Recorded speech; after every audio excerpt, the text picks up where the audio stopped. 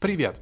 Компания Oppo представила линейку из трех смартфонов. В нее вошли Reno 10, 10 Pro и 10 Pro Plus. Давайте рассмотрим новинки подробнее на примере флагманской версии. Подписывайтесь на канал, поехали! Все технические характеристики, размеры и вес новинок вы видите на своем экране. Экраны примерно одинаковые, разница в процессорах. У младшей обычной 10 версии Snapdragon 778G с Adreno 642L.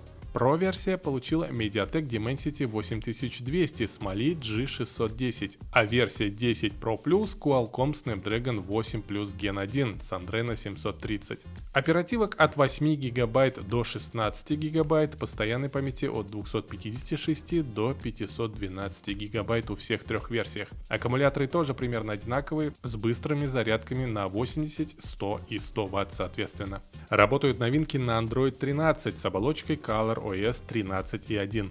Модели Oppo Reno 10 Pro и Pro Plus поставляются с основной камерой Sony IMX890 и широкоугольной Sony IMX709. Фронтальный модуль у всех трех моделей Sony IMX709. Кроме того, смартфоны оснащены процессором обработки изображений Mari Silicon X NPU. Присутствует сканер отпечатка пальца, расположенный под экраном. Стереодинамики присутствуют только у моделей 10 Pro и 10 Pro Plus.